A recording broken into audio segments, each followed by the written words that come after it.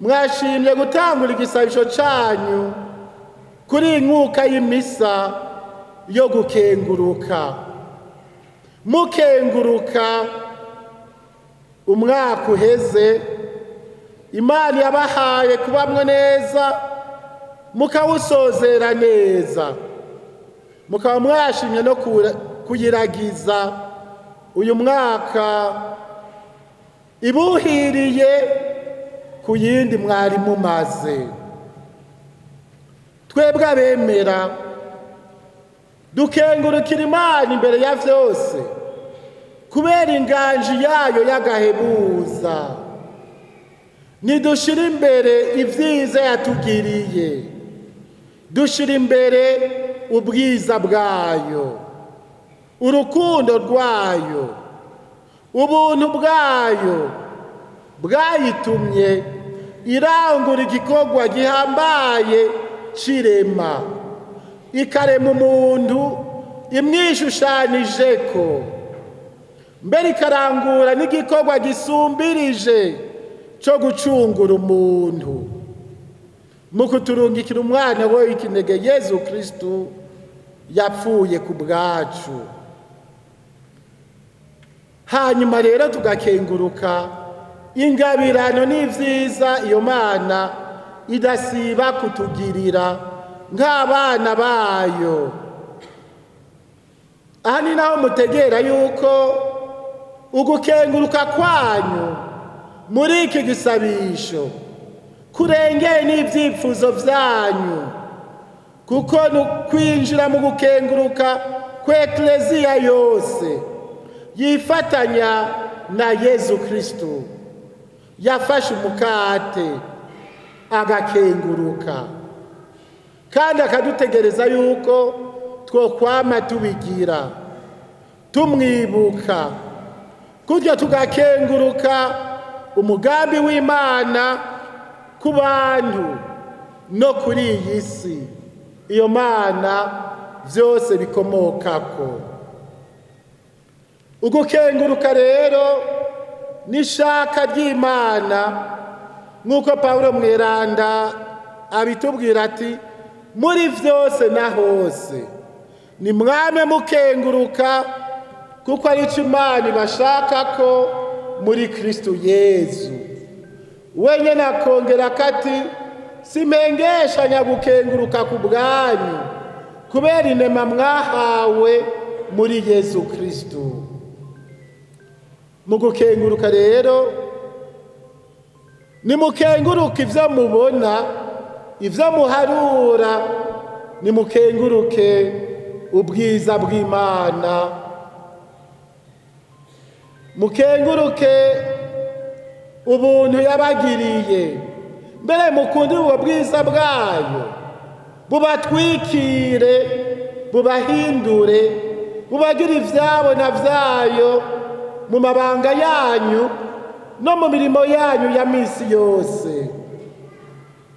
Ugukenguruka nukwifatanya n'ubukengurutsi bwa Yezu Kristu umusaserdoti mukuru yihereza se atwitangira.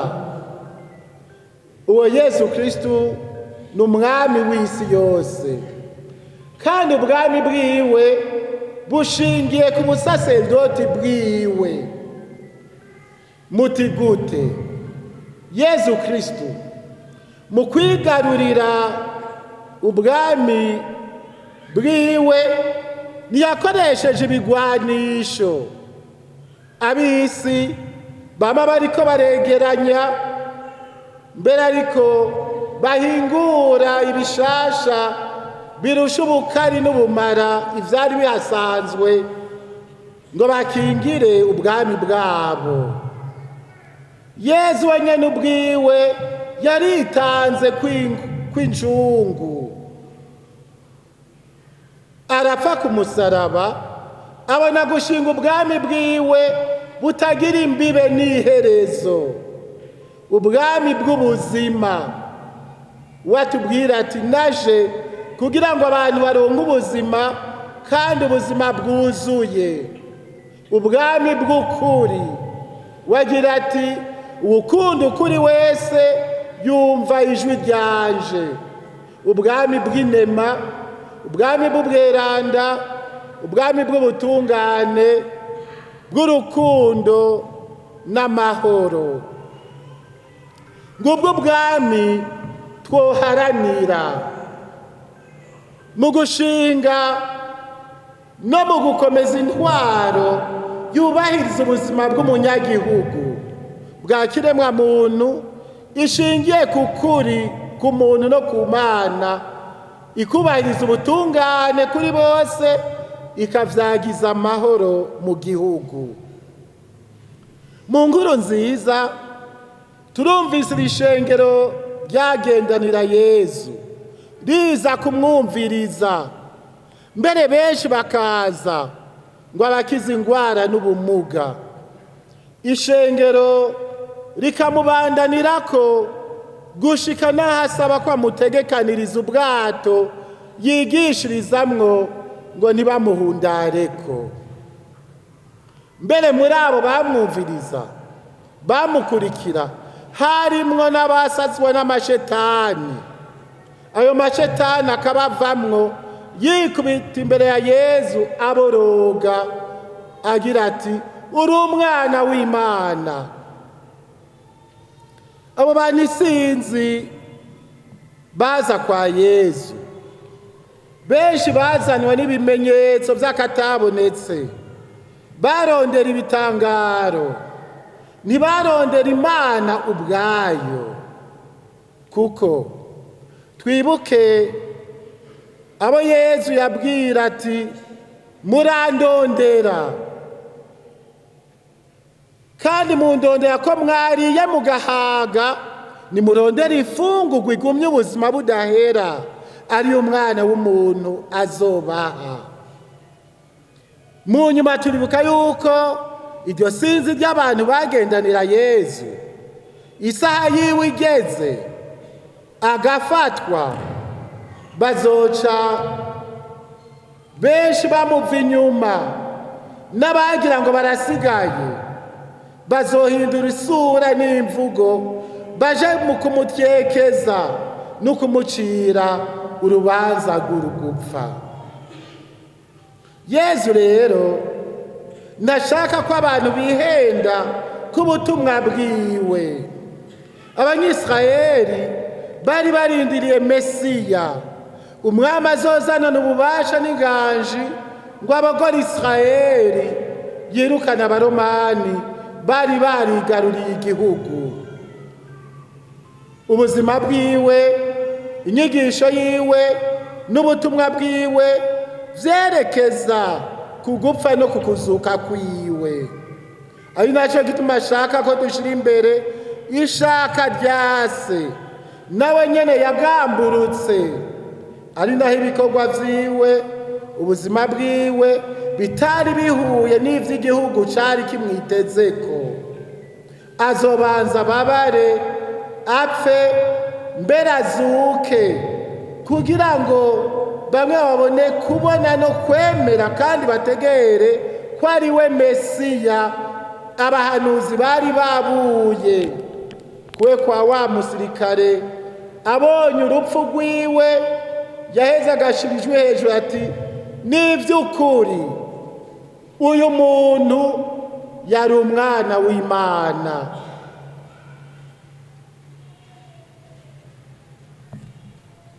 Tubonye n'ayo mashetani yemeza ko Yezu Kristu ari umwana w'Imana, turahava tukiyumvira ku nyifato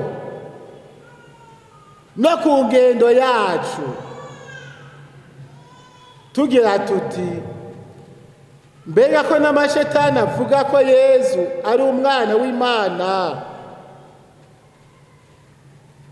natwe tukaba tubivuga tuvyemeza, ingiro yacu n'inyifato yacu bitandukaniye.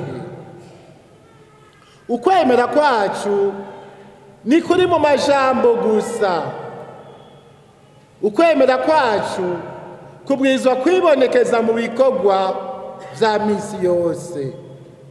kumwe Yakobo mweranda atubwira ati nyereka ukwemera kwawe kutagira ibikorwa, nanje ni mu bikorwa vyanje nzokwereka ukwemera kwanje.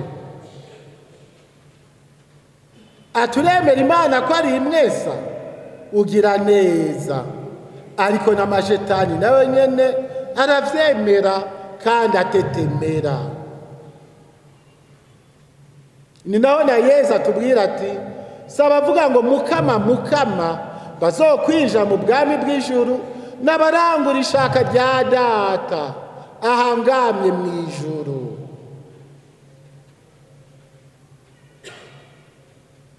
Intungane ibeshwaho n'ukwemera nk'uko tubisoma mu bitabo vyeranda, ari naho kuwemera Imana yama ifise ikibanza ca mbere mu buzima bwiwe, kuko niyo tugendako, niyo turazi ikaturamutsa, niyo soko ry'ubuzima, niyo soko ry'ivyiza vyose.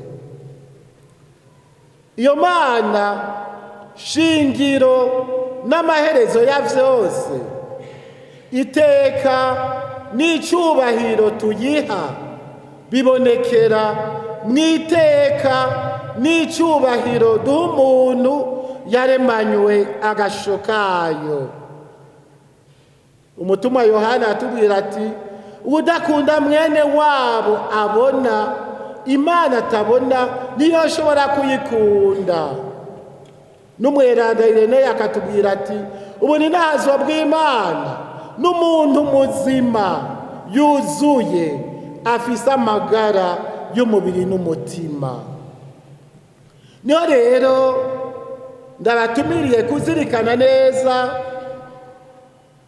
icivugo canyu ciza muri iyi minsi kijanye no kubahiriza umwene gihugu wese ni umwana w'Imana. Muri we Imana irimenyesha kandi ikerekana kagasho kayo. Nihakura ubuzima, iteka, ubwigenge n'ubutumwa bwiwe, ari nahakwiye kubahwa kandi akubahirizwa mu mpande z'ubuzima bwiwe bwose, ari mu vy'ubutunzi, ari mu vy'imibano, ari mu vy'ubutungane, ari mu vya politike, ari mu vy'ubuzima bwiwe bwose. Ivyo bikaba rero atawuravye amamuko yiwe, ubwoko bwiwe, urukoba rwiwe, idini ryiwe, ururimi rwiwe, igitsina ciwe, umugambwe wiwe, ubumuga canke ubukene bwiwe, aba umwana canke umusaza, aba uwavutse canke utaravuka. Agasho k'Imana muri we kamuha iteka uko ari kose, iteka ubwayo rifise amateka n'amabanga y'intashinguka mu kiringo cose Imana imuhaye kuba kuri iyi si. Umuntu bisubiye ni kinyegezwa, kandi ico kinyegezwa nta handi gisobanukira neza atari mu kinyegezwa ca jambo w'Imana yigize umuntu, agafata kamere yacu, muri vyose akamera nkatwe, ndetse igicumuro.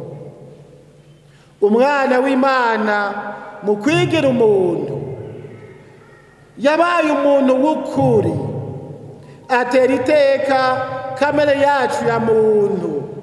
We yafatanije ubumana n'ubumuntu bwacu, agaducira inzira yo kuzoshikira ubuzima bw'amaho. Inyigisho ya Ekleziya dusanga mu nama nkuru ya Vatikano ya kabiri iratubwira ko kuri iyi si ibintu byose vyerekeza ku muntu. Umuntu afise ububasha ahawe n'Imana bwo kubitunganya kandi yisunga umugambi wayo. Kira noneho itegeko Imana yaduhaye nuko umuntu wese yokunda mugenzi we nk'uko yikunda, kandi icyo udashaka ko abandi bakugirira nawe utokibagirira. Hamwe Yesu agira ati asabira abigishwa biwe n'abazomwemera na twebwe nyene turimwo, ati nibabe umwe nk'uko we nanje turi umwe. Araduhishurira ibirengeye ubwenge bwacu, kuko ashaka kutwumvisha ko ubumwe bwa Data na Mwana na Mutima busa n'ubumwe budufatanya twebwe abantu.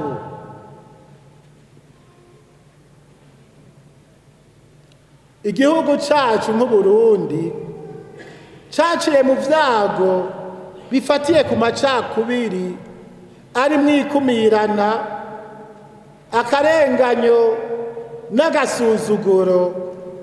Iyo nyigisho iratumirira umwe wese kuraba mugenzi we nk'uko yoba ari we nyene, akitwararika ikimubeshaho n'ivyo akeneye kugira ngo agire ubuzima bw'iteka.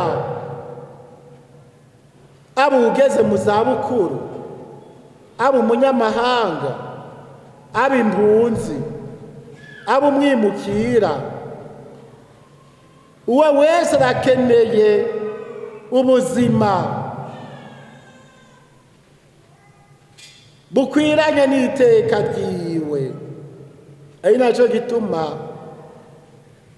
nokenguruka iyo ngendo mufise murondera yo kubahiriza umunyagihugu wese, gutyo tukirinda ivyo vyose bicuvya iteka ry'umuntu, kuko birahumanya ubuntu, bikambika iceyi ubikora, kandi bigatuka Imana. Niho rero umwenegihugu wese yokubahirizwa mu buzima bwiwe no mu iteka ryiwe, mu biwe no mu vyiwe. Aho muri iki gihugu cacu atanumwe yogirwa igikoresho canke nk'ikidandazwa.